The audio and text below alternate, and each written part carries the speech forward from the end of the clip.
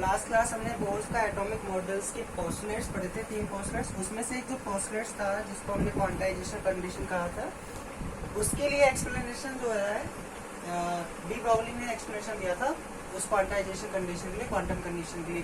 Condition क्या थी, board ने क्या कहा था कि इलेक्ट्रॉन्स न्यूक्लियस के अराउंड केवल उन्हीं ऑर्बिट्स में रिवॉल्व कर सकते हैं जिनमें उनका एंगुलर मोमेंटम यानी mvr क्या होता है, इंटीग्रल मल्टीपल ऑफ h/2π होता है। चाहे n की वैल्यू क्या होती है 1, 2, 3 एंड सो ऑन। चाहे क्वांटम नंबर कहलाता है, आपको पता है, जिसको हम कहते हैं प्रिंसिपल क्वांटम नंबर। ठीक है, ठीक है। तो अब डी ब्रॉगली ने इस कंडीशन को प्रूव किया था। उन्होंने किस तरीके से इसको एक्सप्लेन किया था। अब डी ब्रॉगली की थ्योरी को अगर हम दोबारा से पढ़ें तो हमने क्या पढ़ा था कि जब कोई पार्टिकल मूव करता है तो ऐसा, तो डी ब्रॉगली ने क्या कहा था कि जब कोई पार्टिकल मूव करता है तो एज अ वेव की तरह बिहेव करता है। यानी कि जब न्यूक्लियस के अराउंड इलेक्ट्रॉन मूव करे तो एज अ वेव की तरह बिहेव करेंगे, और जब वो वेव की तरह बिहेव करेंगे तो उस वेव की जो वेवलेंथ है वो कितनी होती है h/p, जहाँ p क्या है, लीनियर मोमेंटम। ठीक है, ये तो हमें पता है। ठीक है, अब इलेक्ट्रॉन्स मूव कर रहे हैं तो वो वेव की तरह बिहेव करेंगे, तो यानी उससे जो है वेव होती है। तो एक कंडीशन होती है, जो मूविंग पार्टिकल से जो वेव है वो स्टेशनरी वेव्स हैं। जैसे आपका कोई स्ट्रिंग में वेव्स जनरेट होती है, तो किसी स्ट्रिंग में वेव जब जनरेट होती है उसकी कंडीशन होती है कि वेव्स स्टेशनरी तभी होती हैं जब उनकी वेवलेंथ जो है वो इंटीग्रल मल्टीपल ऑफ उस स्ट्रिंग की लेंथ के होता है। तो डी ब्रॉगली ने क्या कहा कि अगर इलेक्ट्रॉन इसके अराउंड मूव कर रहे हैं, ठीक है, तो वो एज अ वेव की तरह बिहेव करेंगे। और स्टेशनरी वेव्स होने की जो कंडीशन है वो क्या है कि इलेक्ट्रॉन्स अगर उस ऑर्बिट्स में, स्टेशनरी ऑर्बिट्स में मूव कर रहे हैं तो उस ऑर्बिट का जो सरकमफ्रेंस है यानी 2πr है, वो इंटीग्रल मल्टीपल किसके होना चाहिए, वेवलेंथ। ठीक है, अब इन दोनों कंडीशंस को अगर हम देखें तो अगर मैं लैम्डा की वैल्यू पुट करूं यहाँ से, ठीक है, तो लैम्डा की वैल्यू अगर हम पुट करें तो क्या कंडीशन आ जाएगी, वैल्यू पुट कर लेते हैं फ्रॉम 1 and 2। ठीक है, तो क्या आ जाएगा आपका 2πrn, लैम्डा की वैल्यू है h/mv। mv को इधर ले आ रहा हूँ, 2π को इधर ले जा रहा हूँ, यानी mvr क्या हो गया nh/2π, जिसको हम क्या कहते हैं, एंगुलर मोमेंटम। ठीक है, ये आया कहां से है कि अगर इलेक्ट्रॉन्स उसके अराउंड मूव कर रहे हैं, वो स्टेशनरी ऑर्बिट्स में है, तो स्टेशनरी वेव्स होने की कंडीशन क्या है कि उस ऑर्बिट की जो सरकमफ्रेंस है, क्योंकि सर्कुलर मोशन कर रहा है ना, तो उसका जो सरकमफ्रेंस है यानी 2πr, वो इंटीग्रल मल्टीपल होना चाहिए किसकी, वेवलेंथ की। ठीक है, अगर वो स्टेशनरी है। तो अब जब इन दोनों को हमने इक्वल किया है, लैम्डा की वैल्यू पुट की, तो आपके पास ये कंडीशन आ गई। ठीक है,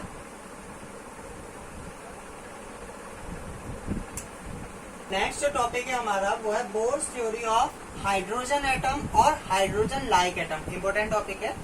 हाइड्रोजन एटम यानी हाइड्रोजन की अगर हम बात करें तो हाइड्रोजन में क्या होता है, न्यूक्लियस के अराउंड जो होता है केवल एक इलेक्ट्रॉन होता है। हाइड्रोजन एटम में केवल एक इलेक्ट्रॉन होता है। हाइड्रोजन लाइक एटम्स मतलब जिनके आउटर मोस्ट सेल में केवल एक इलेक्ट्रॉन हो। जैसे अगर हम बात करें हीलियम आयन यानी He+, तो एक इलेक्ट्रॉन निकल जाएगा तो कितने बचेंगे, केवल एक, Ni+2। ठीक है, ऐसे हाइड्रोजन लाइक एटम यानी हाइड्रोजन लाइक मतलब जिनके आउटर मोस्ट सेल में केवल एक इलेक्ट्रॉन हो। तो ये जो थ्योरी है केवल एक इलेक्ट्रॉन के लिए ही वैलिड है। तो हम बात करें bourse theory of hydrogen atom और हाइड्रोजन लाइक एटम, दोनों की डेरिवेशन सिमिलरली है, बस फर्क क्या है, मैं दोनों को एक ही तरीके से करा रहा हूँ। बस जहाँ हम हाइड्रोजन की बात करेंगे वहाँ Z यानी एटॉमिक नंबर 1 रख देंगे। तो क्या होता है किसी भी हाइड्रोजन एटम में क्या होता है, अगर हम देखें तो न्यूक्लियस के अराउंड, अब न्यूक्लियस के अंदर चार्ज कितना होता है, +Ze। Z मतलब नंबर ऑफ प्रोटॉन्स, मैं Z के टर्म्स में लिख रहा हूँ। अगर हाइड्रोजन होगा तो केवल एक ही प्रोटॉन होगा। ठीक है, और उसके अराउंड क्या होता है, एक इलेक्ट्रॉन सर्कुलर पाथ पे क्या कर रहा है, उसके अराउंड रिवॉल्व कर रहा है। ठीक है, और जब वो सर्कुलर पाथ पे मूव करता है तो उसको जो सेंट्रीपिटल फोर्स मिलता है वो किसकी वजह से मिलता है, इस चार्ज और इस चार्ज के बीच में जो फोर्स ऑफ अट्रैक्शन है, ठीक है, इलेक्ट्रोस्टैटिक फोर्स यानी कूलॉमिक फोर्स लगता है, उसकी वजह से उनको मिलता है। तो वो फोर्स कैसा होता है, दो चार्जेस के बीच अगर एक प्लस हो एक माइनस हो तो दोनों के बीच कैसा फोर्स होता है, अट्रैक्टिव फोर्स, जो इसको बांधे रखता है, ठीक है। तो बोर्स के theory of hydrogen atom, again basic 3 postulates पे वैलिड थी जो हमने पढ़ चुके हैं, मैंने आपको लास्ट क्लास में बताया था। नंबर 1, किसी भी आपका अगर हम बात करें हाइड्रोजन एटम, तो इन हाइड्रोजन एटम में क्या होता है, इलेक्ट्रॉन जो है न्यूक्लियस के अराउंड, ठीक है, सर्कुलर पाथ पे रिवॉल्व करते हैं under the action of attractive force working between electron and nucleus, ठीक है, कोई दिक्कत तो नहीं है। दूसरा क्या था, इलेक्ट्रॉन केवल उन्हीं ऑर्बिट्स में रिवॉल्व कर सकते हैं, electron can revolve only in those orbits in which angular momentum क्या होता है उसका, इंटीग्रल मल्टीपल ऑफ h/2π होता है, ये हमने कंडीशन पढ़ी है, ठीक है। और इलेक्ट्रॉन एनर्जी एमिट कब करेंगे, जब वो ट्रांजिशन करते हैं, हम पढ़ चुके हैं। तो अगर हम बात करें तो जब वो मूव कर रहा है सर्कुलर पाथ में, तो इस कंडीशन में क्या होगा, जो सेंट्रीपिटल फोर्स है आपका,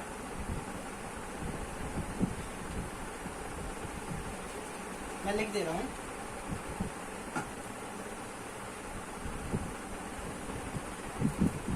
हम यहाँ से ये मान लेते हैं कि ये डिस्टेंस कितना है आपका r, ये हम सेंटर से हम क्या मान रहे हैं, न्यूक्लियस क्या सेंटर पे, तो r डिस्टेंस मतलब सेंटर से कितने डिस्टेंस पे है वो, r डिस्टेंस पे, यानी सर्कुलर पाथ की जो रेडियस है वो r है, ठीक है। और इसकी वेलोसिटी कितनी है, सपोज को अगर हमने लिया है तो v, ठीक है। तो हम स्पीड की बात करेंगे तो क्या होगा, सर्कुलर पाथ में मूव कर रहा है, तो सर्कुलर पाथ के लिए जो सेंट्रीपिटल फोर्स है, सेंट्रीपिटल फोर्स वो कहां से मिलेगा, इलेक्ट्रोस्टैटिक फोर्स जो वर्क कर रहा है,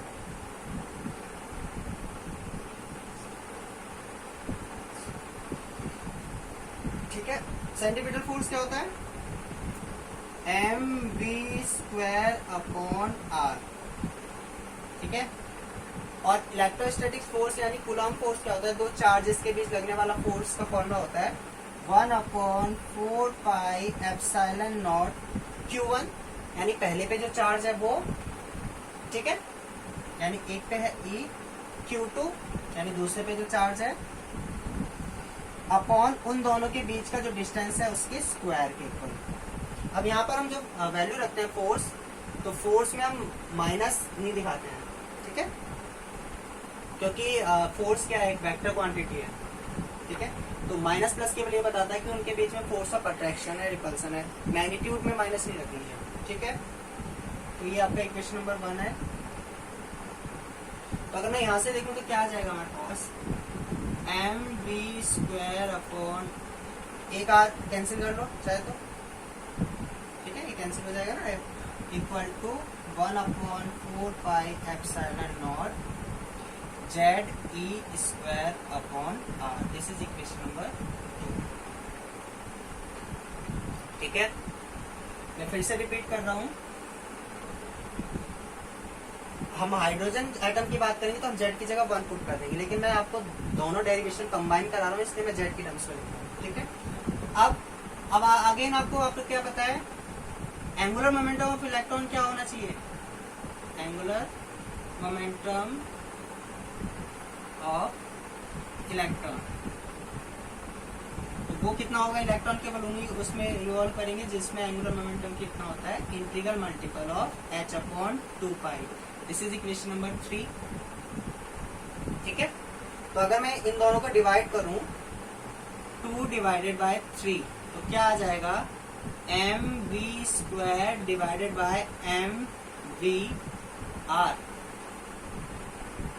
तो दिक्कत है, ठीक है। और यहां से क्या आएगा आपका, इसको इससे डिवाइड करेंगे यानी 1/4πε0 ZE², 1/r तो ये रहा, डिवाइड करेंगे तो 2π ऊपर पहुंच जाएगा और NH नीचे आ जाएगा, ठीक है। R से R कैंसिल, M से M कैंसिल, V से V कैंसिल, तो V की वैल्यू कितनी आ गई, V की वैल्यू आ जाएगी, पाई से पाई कैंसिल, तो ये आ जाएगा ZE²/2ε0 N h. This is the speed of electron in nth orbit. कोई दिक्कत तो नहीं है? तो ये क्या है? स्पीड ऑफ इलेक्ट्रॉन है किसी nth ऑर्बिट में, ठीक है, जहाँ n की वैल्यू आपको पता है कितनी होती है, 1 2 3 एंड सो ऑन. तो मैं डायग्राम रफ कर रहा हूँ.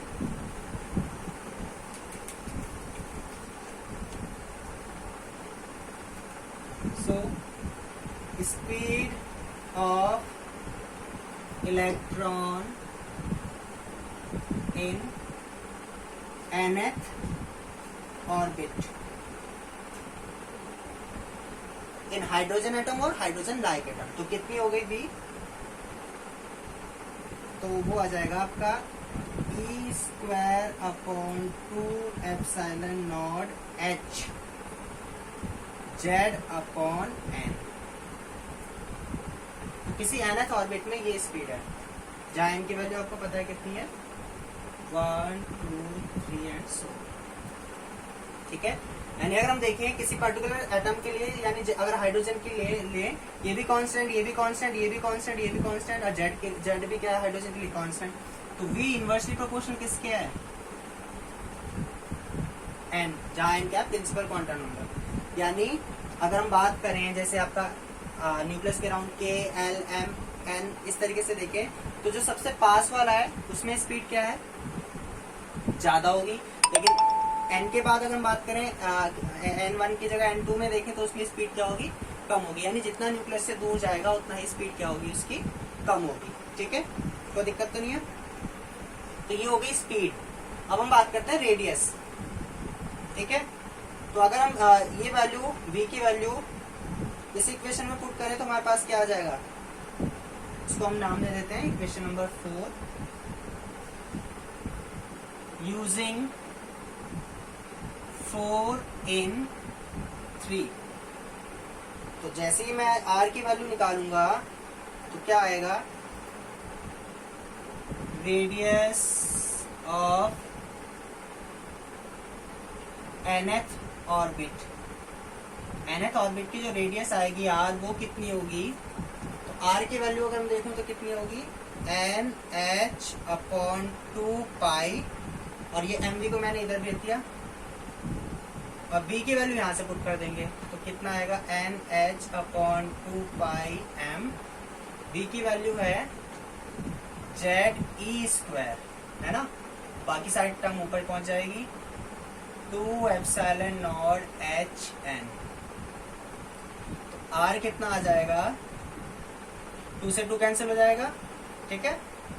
तो ये कितना आएगा आपका? H² M² upon pi M E² Z. ठीक है, जिसको हम कैसे लिख सकते हैं? H² upon pi M E². ये टर्म कांस्टेंट है ना. एप्सिलॉन नॉट तो रह गया, सॉरी, यहाँ पर एप्सिलॉन नॉट भी आएगा, एप्सिलॉन नॉट, और ऊपर आ जाएगा n² अपॉन नीचे कितना आएगा? Z.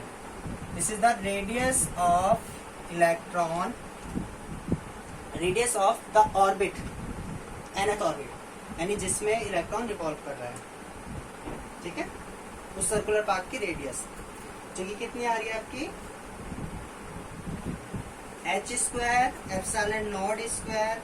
ठीक है, नहीं एप्सिलॉन नॉट स्क्वायर नहीं है उसमें. H² epsilon not upon pi M E² N² upon Z.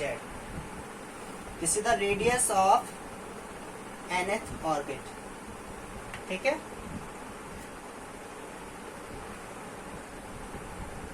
Radius of nth orbit को हम और भी कई तरीके से लिख सकते हैं.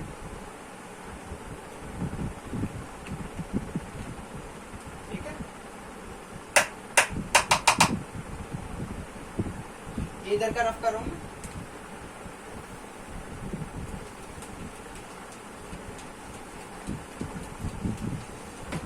तो अगर हम इस टर्म्स को देखें, h एक प्लैंक्स कांस्टेंट है, एप्सिलॉन नॉट ये भी कांस्टेंट होता है, पाई constant, mass of electron constant, charge on electron constant. तो इन सब की अगर हम वैल्यू लिखें, ठीक है, तो इसी फॉर्मूले को हम ऐसे भी लिख सकते हैं, A naught N square upon Z,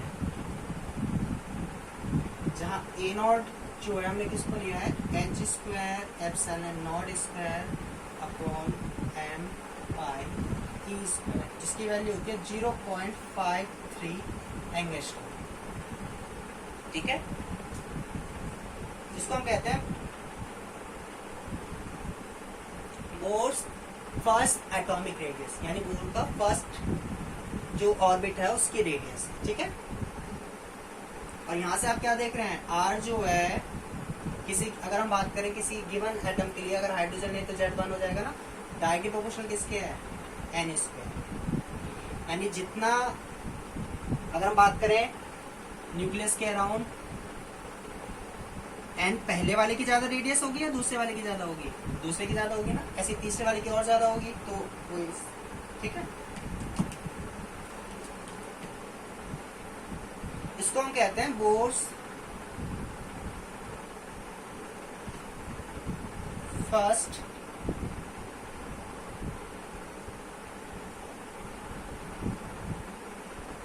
orbit radius,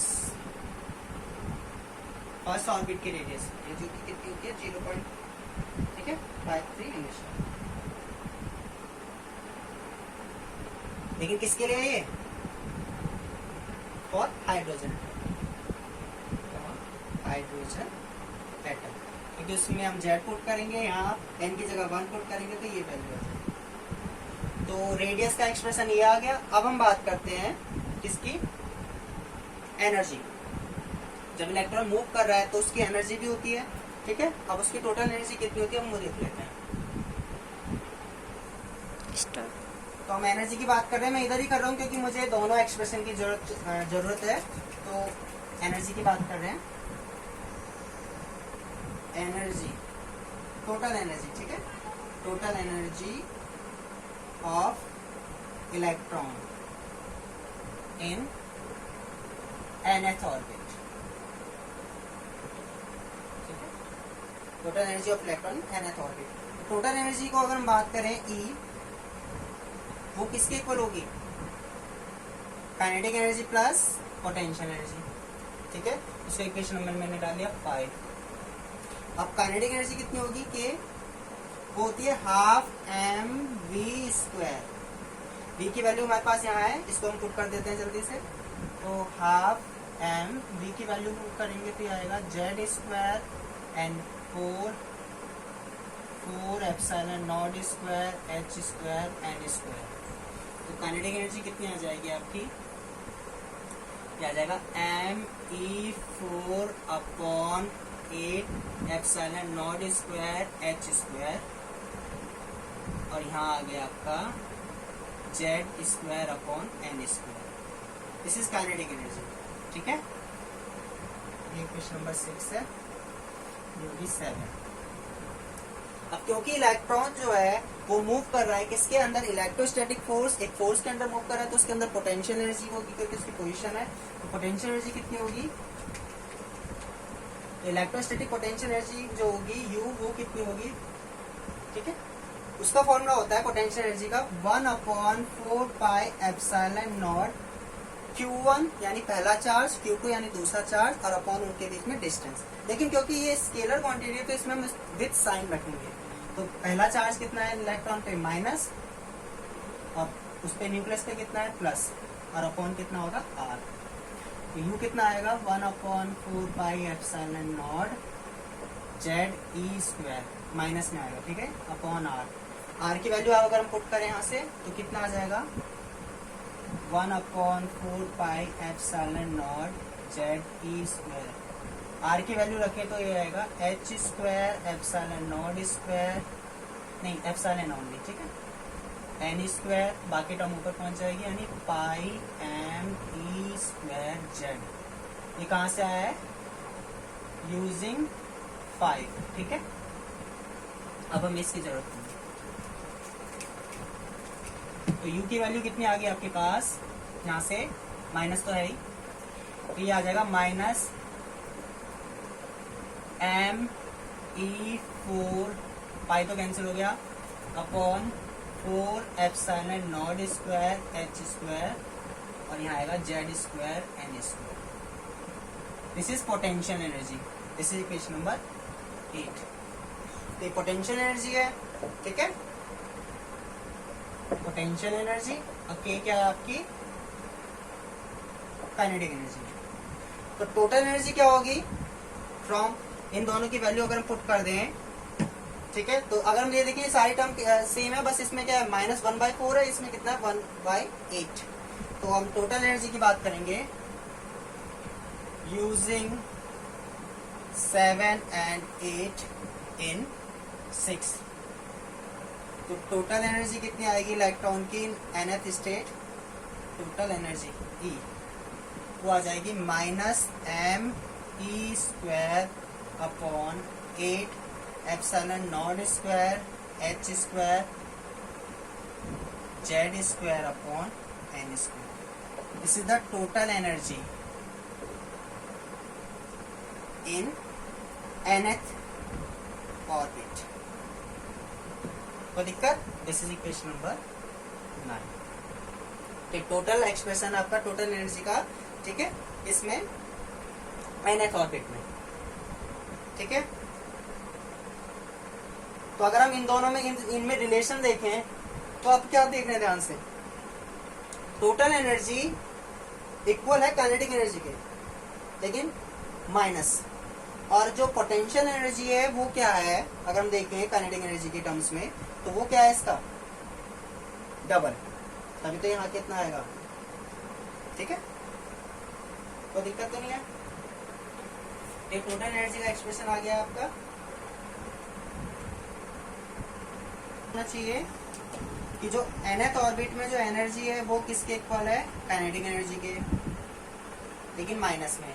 और जो पोटेंशियल एनर्जी किसी nth ऑर्बिट में वो क्या है, minus of double kinetic energy. ये रिलेशन हम न्यूमेरिकल्स में यूज कर सकते हैं, ठीक है। ये टोटल एनर्जी हो गई आपकी इलेक्ट्रॉन की nth ऑर्बिट। चाहे तो आप इसके नीचे n लिख दीजिए, जहां n की वैल्यू आपको बताइए कितना होता है, 1 2 3 एंड सो ऑन।